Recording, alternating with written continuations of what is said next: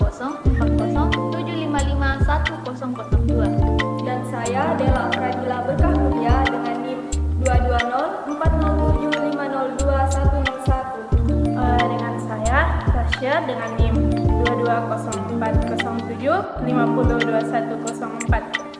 Dan dengan saya Ashara Ismasyarani dengan NIM 220407502103. Dan dengan saya Sukmawati dengan NIM 220407502100.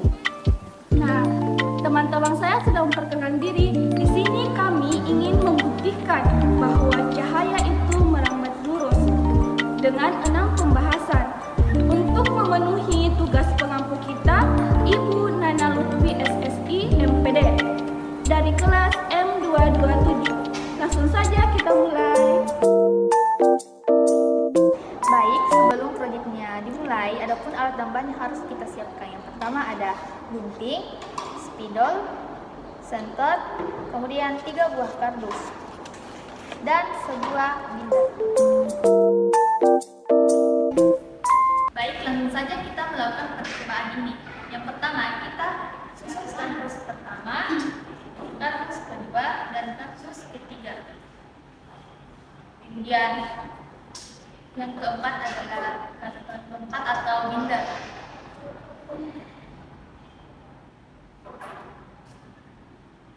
Nah, baik, langsung saja kita nyalakan senternya untuk melihat pembiasan cahaya.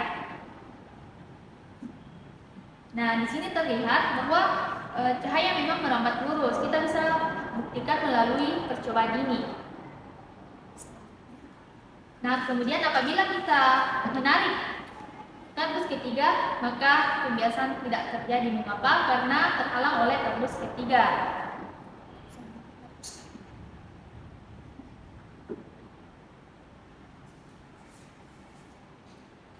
Jadi di sini saya dapat menjelaskan tentang hukum pemantul dan hukum pembiasan. Untuk melihat hukum pemantulan, kita dapat meletakkan kardus dan senter di depan sebuah permukaan rata seperti cermin, datar atau air di permukaan datar. Kemudian kita dapat menyalakan senter untuk mengarahkan sinar cahaya pada permukaan tersebut. Kemudian untuk melihat hukum pembiasan, kita dapat meletakkan kardus senter di depan sebuah prisma atau lensa. Kemudian kita dapat menyalakan senter dan mengarahkan sinar cahaya tersebut pada prisma atau lensa tersebut. Dalam hal ini, ketika sinar cahaya melewati permukaan antara dua media yang berbeda, yaitu udara dan material prisma atau lensa, cahaya akan mengalami pembiasan sesuai dengan hukum pembiasan. Jadi dapat disimpulkan bahwa cahaya betul-betul merambat lurus seperti pada percobaan yang telah kita lakukan ini. Adapun hasil percobaannya yaitu, apakah cahaya senter terlihat pada karton keempat? Jawabannya ya. Kemudian ketika karton ketiga digeser, apakah cahaya lampu senter masih terlihat pada karton keempat? Jawabannya tidak. Mengapa? Karena cahaya tertutupi oleh karton ketiga ini. Pertanyaan selanjutnya, bagaimanakah letak lubang ketiga karton agar cahaya lampu senter terlihat pada karton keempat? Maka jawabannya dari karton pertama, kedua, dan ketiga harus sejajar. Menjelaskan hukum konsep gelombang, macam-macam gelombang, dan sifatnya. Hukum konsep gelombang merupakan prinsip dasar dalam fisika gelombang yang menyatakan bahwa setiap gelombang memiliki 3 elemen dasar, frekuensi, panjang gelombang, dan kecepatan gelombang. Hukum ini dapat dirumuskan sebagai berikut, yaitu C sama dengan lambda F, di mana C adalah kecepatan gelombang, lambda adalah panjang gelombang, dan F adalah frekuensi. Artinya, kecepatan gelombang selalu tetap untuk gelombang yang berada pada medium yang sama, sehingga jika panjang gelombang semakin panjang, maka frekuensi akan semakin rendah, dan sebaliknya, jika panjang gelombang semakin pendek, maka frekuensi akan semakin tinggi. Macam-macam gelombang meliputi: 1. Gelombang transversal. Gelombang ini memiliki getaran yang tegak lurus terhadap arah perambatan gelombang. Contohnya gelombang pada tali. 2. Gelombang longitudinal. Gelombang ini memiliki getaran yang sejajar dengan arah rambatan gelombang. Contohnya gelombang bunyi dan gelombang pada pegas. 3. Gelombang elektromagnetik. Gelombang ini tidak membutuhkan medium untuk merambat dan memiliki karakteristik medan listrik dan medan magnetik yang saling tegak lurus dan searah. Contohnya gelombang radio, sinar X, dan cahaya. Adapun sifat-sifat gelombang antara lain: 1. Refleksi. Gelombang dapat dipantulkan saat bertemu dengan suatu benda atau batas medium. 2. Difraksi. Gelombang dapat melengkung ketika melewati celah atau rintangan. 3. Interferensi. Gelombang dapat saling mempengaruhi ketika bertemu dan menyebabkan pola inferensi. 4. Polaritas. Gelombang dapat memiliki polaritas yang berbeda-beda tergantung pada arah medan getarannya. 5. Perambatan. Gelombang dapat merambat melalui medium, baik melalui medium mekanik maupun elektromagnetik.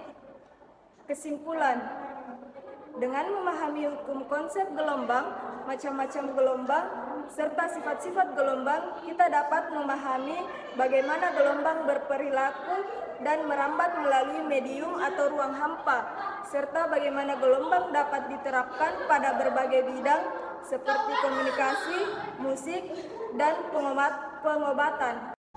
Menjelaskan hukum cepat lambat frekuensi dan periode gelombang. Hukum cepat lambat menyatakan bahwa kecepatan lambat gelombang dalam suatu medium tertentu konstan dan hanya bergantung pada jenis medium tersebut. Dalam medium yang hanya homogen dan isotropik seragam di seluruh arah, kecepatan lambat gelombang akan tetap konstan. Hukum ini dinyatakan oleh persamaan V sama dengan lambda frekuensi. V adalah kecepatan lambat gelombang, lambda adalah panjang gelombang 1, dan F frekuensi adalah jumlah gelombang yang lewat dalam suatu detik. Dengan demikian, jika panjang gelombang mengangkat, maka frekuensi akan menurun, dan sebaliknya jika frekuensi meningkat, maka panjang gelombang akan menurun. Periode gelombang adalah waktu yang diperebutkan untuk satu gelombang untuk mewakili semua titik dalam medium. Periode gelombang juga berkaitan dengan frekuensi gelombang melalui hubungan 1/F. 1. Hukum cepat lambat gelombang menyatakan bahwa kesepakatan lambat gelombang bergantung pada kelakuan dan massa jenis medium tempat gelombang merambat. 2. Frekuensi gelombang, jumlah siklus gelombang yang berada dalam satu detik dan dinyatakan dalam satuan hertz. 3. Periode gelombang adalah jenis makna yang dibutuhkan untuk satu siklus gelombang dan dinyatakan dalam satu detik.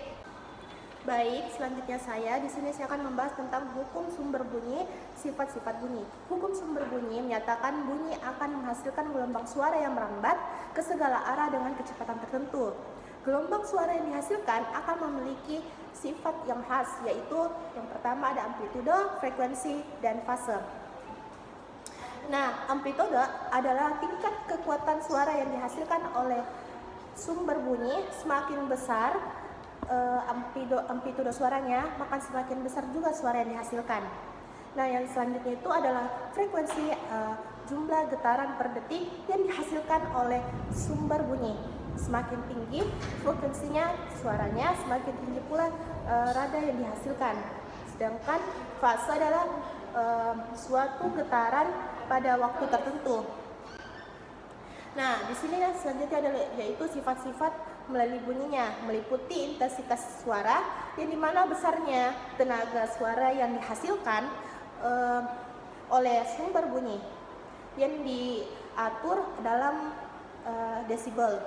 Yang selanjutnya itu warna suara. Nah, warna suara ditentukan oleh frekuensi dan amplitude suara. Dan yang ketiga durasi suara. lamanya waktu suara yang dihasilkan oleh sumber bunyi. Dan yang keempat, spektrum suara dihasilkan oleh amplitudo suara pada frekuensi tertentu yang dihasilkan oleh sumber bunyi. Nah, dalam penggunaan hukum sumber bunyi memiliki berbagai aplikasi seperti pada teknologi, pengolahan suara dan perangkat komunikasi, pengukuran suara, serta pada bidang musik dan seni rupa, seni musik. Di sini saya akan membahas tentang kesimpulannya. Menurut dari pendapat kami, hukum sumber bunyi yang menyatakan bahwa intensitas suara yang terdengar pada suatu titik di ruang tergantung pada kekuatan sumber bunyi, jarak antara sumber bunyi dan titik pendengar, serta karakteristik lingkungan tempat bunyi tersebut merambat. Dan selanjutnya itu sifat-sifat bunyi meliputi frekuensi, amplitudo, dan waktu, atau dikatakan sebagai fase. Pola spektrum, frekuensi adalah jumlah getaran yang terjadi dalam satu detik, amplitudo adalah besaran perubahan tekanan saat gelombang suara melewati titik tertentu. Sedangkan fase atau waktu adalah durasi suara pada pola bentuk gelombang suara dan spektrum dari kumpulan frekuensi yang terlibat dalam suara. Nah, pemahaman tentang hukum sumber bunyi dan sifat-sifat bunyi penting bagi kita semua dan pengoptimalkan desain ruang akustik dan penggunaan teknologi audio. Terima kasih. Baik, dari pembahasan yang sudah rekan saya jelaskan, saya dapat menarik kesimpulan cahaya merambat lurus, cahaya merambat dalam garis lurus kecuali jika mengalami pembiasan atau pemantulan. Pemantulan adalah perubahan arah cahaya dari sebuah permukaan yang terjadi saat cahaya mengenai permukaan tersebut. Pembiasan adalah perubahan arah cahaya ketika melewati sebuah medium dengan kecepatan berbeda. Hukum konsep gelombang melibatkan frekuensi, periode, amplitudo, dan panjang gelombang. Gelombang memiliki sifat interferensi, difraksi, dan polarisasi. Macam-macam gelombang. Ada beberapa jenis gelombang, termasuk gelombang mekanik, elektromagnetik, gelombang permukaan, dan gelombang bunyi. Cepat rambat adalah kecepatan gelombang saat merambat dalam medium tertentu.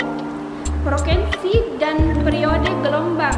Frekuensi adalah jumlah siklus gelombang dalam satu detik, sedangkan periode adalah waktu yang diperlukan untuk menyelesaikan satu siklus. Hukum sumber bunyi. Bunyi dipancarkan dari sumber yang bergetar dan merambat medium yang ada. Sifat bunyi. Sifat bunyi meliputi amplitudo, frekuensi, dan panjang gelombang.